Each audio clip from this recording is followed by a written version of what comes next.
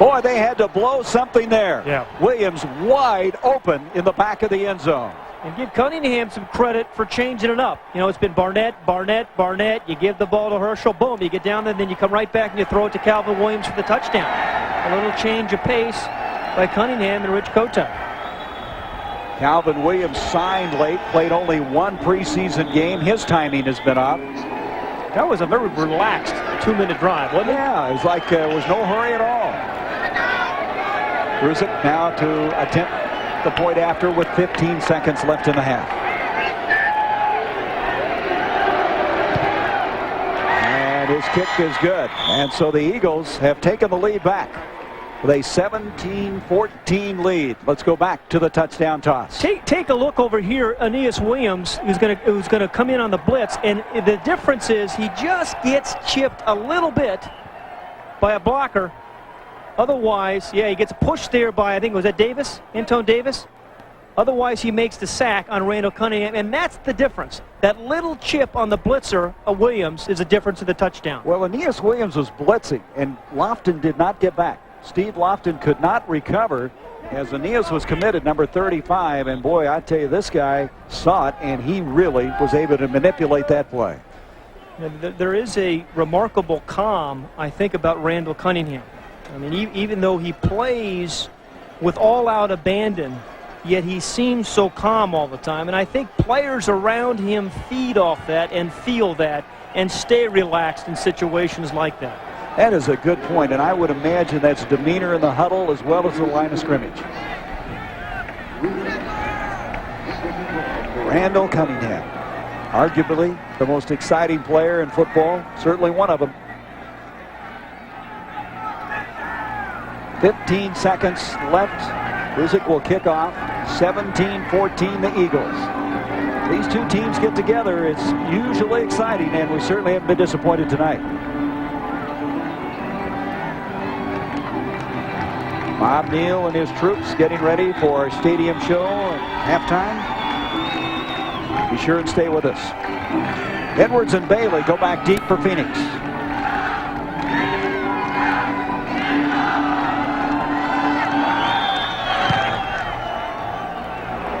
Anthony Edwards backing up, and he won't bring it out. So the Cardinals will start from the 20-yard line.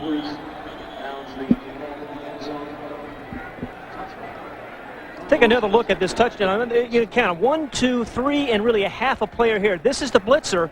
Here's the receiver. But watch how these three guys all go for the short guy, and that allows Calvin Williams right there in the slot to break the end zone. If you stop right there, you got all these guys. Here's the receiver who's going to score back here. I've got him, you got him, nobody got him, right? I got him, you take him.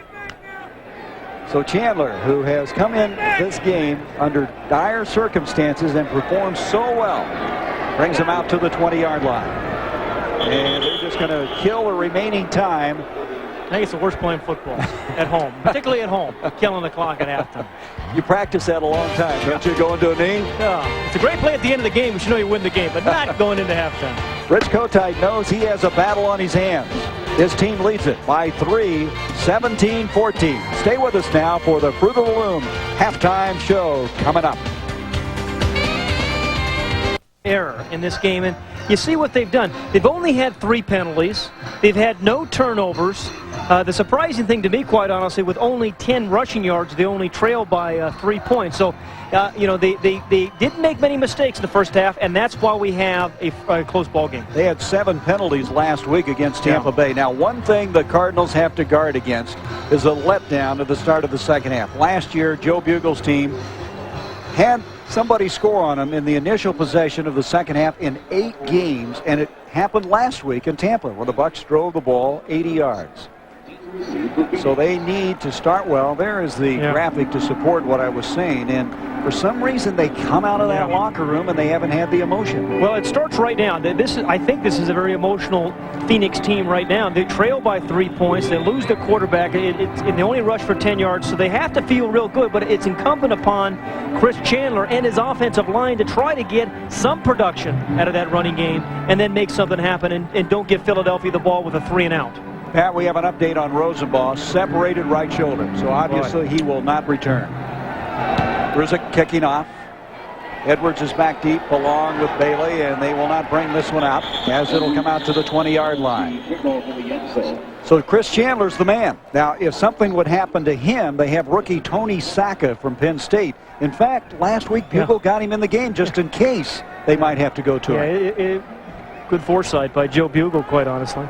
Not the kind of foresight he wants. They love this guy. They think he has a terrific future. He was their first pick in the second round. They didn't have a first round this year because they gave it up for Randall Hill a year ago to the Miami Dolphins. If Bugle could really script this, he'd love a methodical 2 or 3 type of first down drive. Even if they didn't score, just 2 or 3 first downs.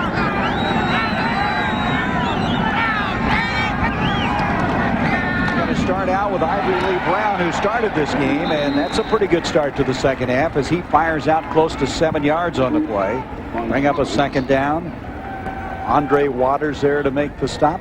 You know, Gary, we've talked about Butch Roll a lot tonight because he's really behind the scenes. He has set up a lot of things. Again, that time it was that wham block. You know, the guy going in motion, the H-back going in motion. You double down or trap the tackle, and that allowed Ivory Brown to pick up about 7 yards. Second down and 3 now for Phoenix. Brown is in the backfield. Chandler to throw.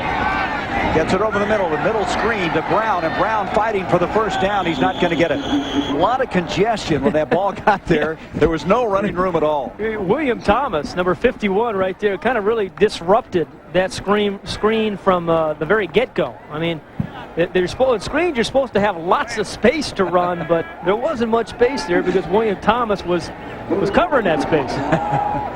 So they're yards short of the first down. Thomas has made a lot of plays in this game. Yeah, he has. He's made plays at the point of attack, and he's chased plays from behind.